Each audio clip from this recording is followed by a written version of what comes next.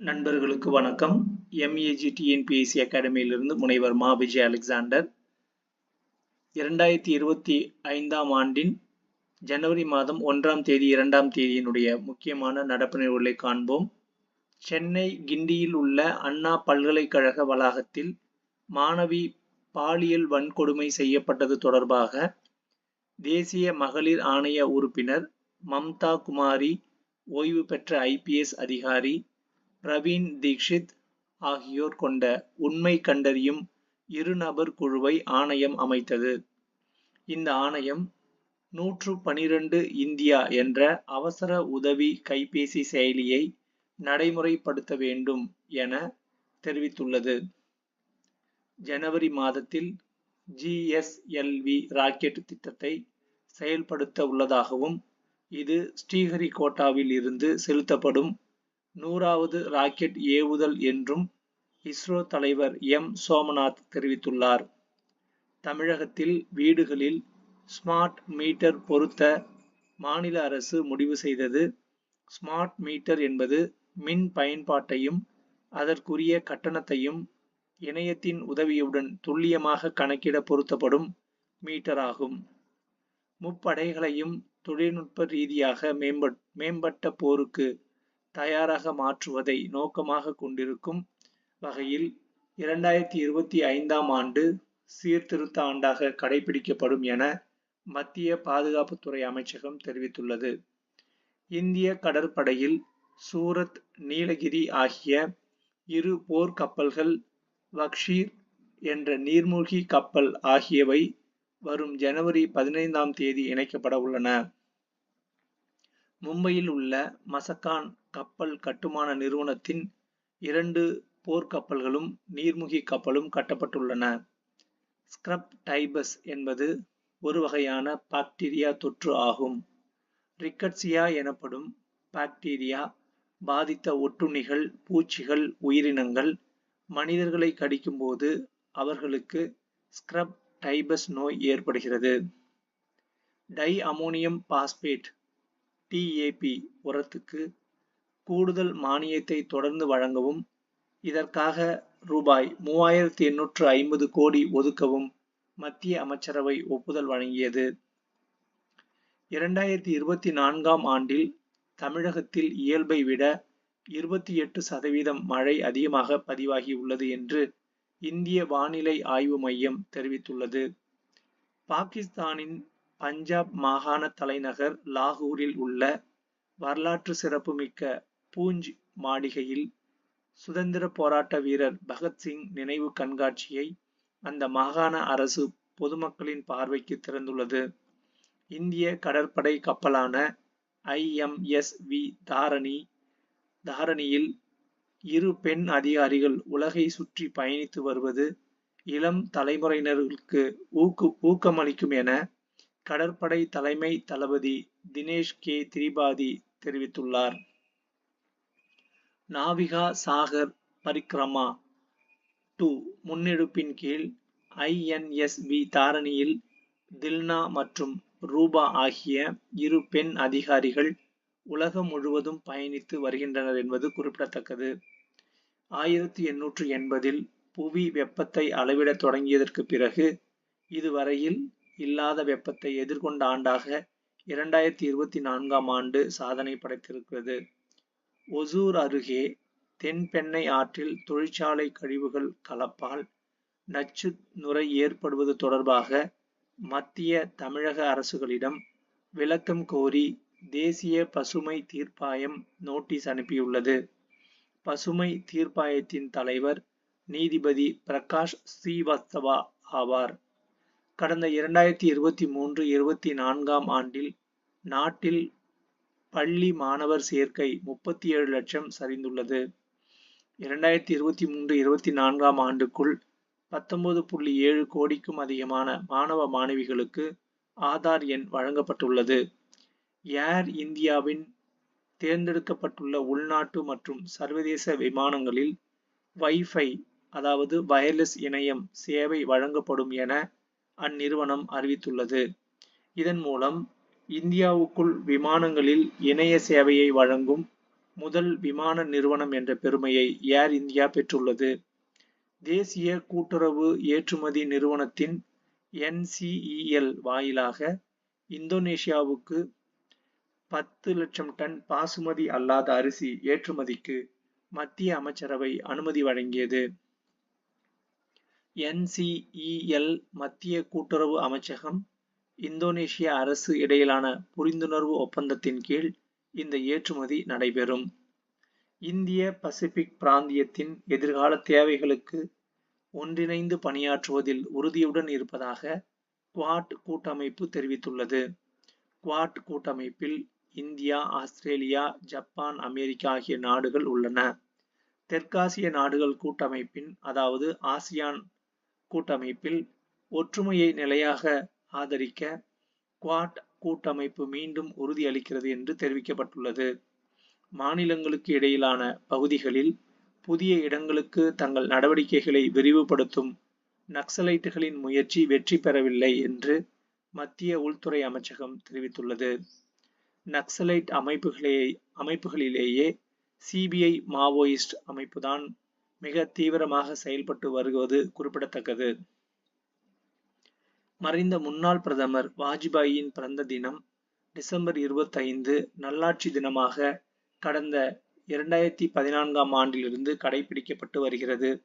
இந்த நாள்களில் மத்திய அரசு சார்பில் கிராமங்களை நோக்கிய நிர்வாகம் என்ற பெயரில் நாடு முழுவதும் பிரச்சாரம் நடத்தப்பட்டது குறிப்பிடத்தக்கது. உலகின் மிக பழமையான ஜனநாயகம் மீண்டும் டொனால்ட் ட்ரம்பை அதிபராக தேர்ந்தெடுத்திருக்கிறது.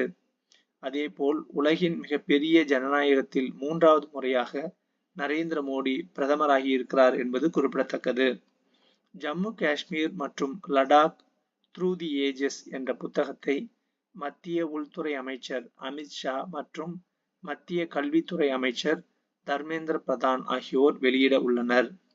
இந்த புத்தகம் ஜம்மு காஷ்மீர் மற்றும் லடாக்கின் 3000 ஆண்டுகளுக்கும் மேலான வரலாற்றை உள்ளடக்கிய 7 பிரிவுகளாக பிரிக்கப்பட்டுள்ளது குறிப்பிடத்தக்கது.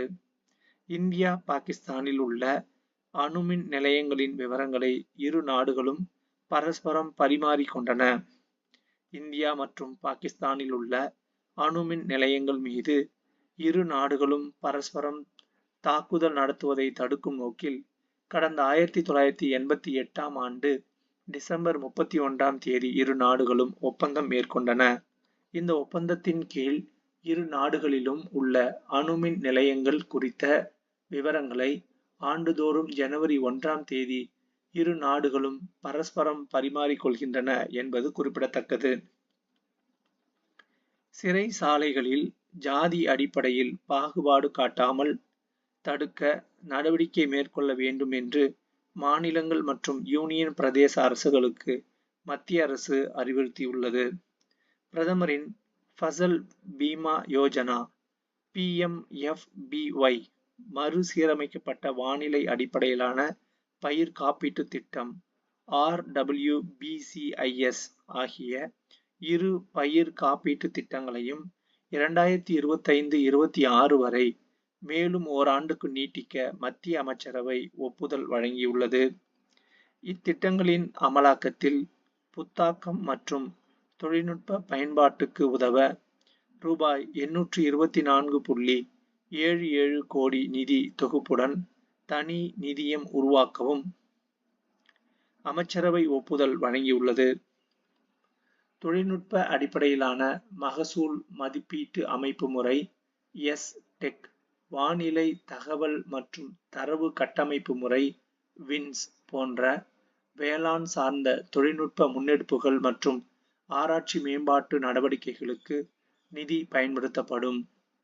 வானிலை தகவல் மற்றும் தரவு கட்டமைப்பு முறை WINS திட்டத்தின் கீழ் ஊராட்சிகள் அளவில் தானியங்கி வானிலை நிலையங்கள் மற்றும் தானியங்கி மழைமானி நிலையங்கள் அமைக்கப்பட உள்ளன. 2024-25ஆம் நிதி ஆண்டுக்கு நிர்ணயிக்கப்பட்ட நிதி பற்றாக்குறையில் 52.5% நவம்பர் மாத இறுதியில் எட்டியதாக மத்திய அரசு தெரிவித்துள்ளது. அரசின் செலவுக்கும் வருவாய்க்கும் இடையே உள்ள வித்தியாசமே நிதி பற்றாக்குறை எனப்படுகிறது. இது அரசுக்கு தேவையான கடன் தொகையின் குறியீடாக கருதப்படுகிறது. நடப்பு 2024-25ஆம் ஆண்டின் 4வது காலாண்டிலும் சிறு சேமிப்பு திட்டங்களுக்கான வட்டி விகிதங்கள் மாற்றமில்லாமல் தொடரும் என்று மத்திய நிதி அமைச்சகம் அறிவித்துள்ளது. 115 மாதங்களில் முதிர்வடையும் கிசான் விகாஸ் நிதி பத்திரத்துக்கான வட்டி 7.5% என்ற அளவில் தொடர்ந்து வழங்கப்படும் என்று தெரிவிக்கப்பட்டுள்ளது. நாட்டில் கடந்த டிசம்பரில் சரக்கு சேவை வரி அதாவது ஜிஎஸ்டி ரூபாய் 1.77 லட்சம் கோடி வசூல் ஆனது. கடந்த ஆண்டு இதே மாதத்தை ஒப்பிடுகையில் இது 7.3% அதிகமாகும். தமிழகத்தை பொறுத்தவரை டிசம்பரில் வசூலான ஜிஎஸ்டி ரூபாய் 10,956 கோடியாகும். கடந்த 2023 டிசம்பரில் ரூபாய் 9,888 கோடி வசூலான நிலையில் தற்போது 7% அதிகரித்துள்ளது. 2000 ரூபாய் நோட்டுகளில் 98.12% வங்கிக்கு திரும்பிவிட்டதாகவும் ரூபாய் 6,691 கோடி மதிப்புள்ள ரூபாய் 2000 நோட்டுகள் மட்டும் திரும்பாமல் உள்ளன எனவும் இந்திய ரிசர்வ் வங்கி அறிவித்துள்ளது. கடந்த 2016ஆம் ஆண்டு நவம்பரில் மத்திய அரசு பண மதிப்பிழப்பு நடவடிக்கை மேற்கொண்ட போது ரூபாய் 2000 நோட்டுகள் அறிமுகப்படுத்தப்பட்டன.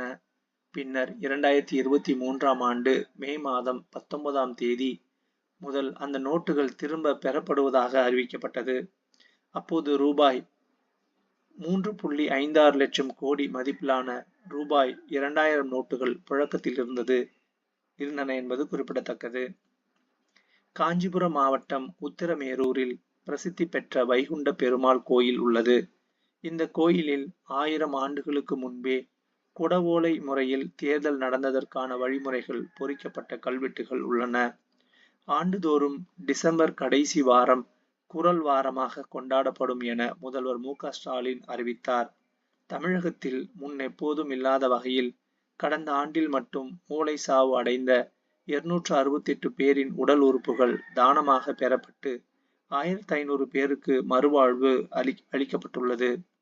தமிழகத்தில் அரசு உதவி பெறும் பள்ளிகளில் பயிலும் மாணவர்களின் கற்றல் திறனை அளவிடுவதற்காக அவ்வப்போது ஸ்லாஸ் எனும் மாநில கற்றல் அடைவு திறன் தேர்வு நடத்தப்பட்டு வருகிறது. தமிழகத்தில் 16 மாநகராட்சிகளுடன் 158 நகர்ப்புற மற்றும் ஊரக பகுதிகளை இணைக்க மாநில அரசு உத்தேசமாக முடிவு செய்துள்ளது. தமிழகத்தில் கடந்த 2021ஆம் ஆண்டு 6 புதிய மாநகராட்சிகள் மற்றும் 28 நகராட்சிகள் உருவாக்கப்பட்டன. கடந்த ஆகஸ்ட் 10ஆம் தேதி திருவண்ணாமலை, நாமக்கல், காரைக்குடி, புதுக்கோட்டை ஆகிய 4 மாநகராட்சிகளை மாநில அரசு உருவாக்கியது. அதாவது 4 மாநகராட்சிகளுக்கு அருகிலுள்ள 2 பேரூராட்சிகள் 46 ஊராட்சிகளை இணைத்து அனைத்து சட்ட நடைமுறைகளையும் பின்பற்றி மாநகராட்சிகள் உருவாக்கப்பட்டுள்ளன. உலக டெஸ்ட் அணி ஜஸ்பிரீத் பும்ரா கேப்டன் ஆவார். ஃபிடே உலக பிளிட்ஸ் செஸ் போட்டியில் இந்திய இளம் வீராங்கனை ஆர். வைஷாலி வெண்கலம் வென்றார். சர்வதேச செஸ் சம்மேளனம் சார்பில் அமெரிக்காவின் நியூயார்க் நகரில் உலக ரேபிட் மற்றும் பிளிட்ஸ் சாம்பியன்ஷிப் போட்டி நடைபெற்று வருகிறது. இதில் ரேபிட் பிரிவில் இந்தியாவின் மூத்த வீராங்கனை கொனேரு ஹம்பி சாம்பியன் பட்டத்தை கைப்பற்றினார் என்பது குறிப்பிடத்தக்கது. நன்றி.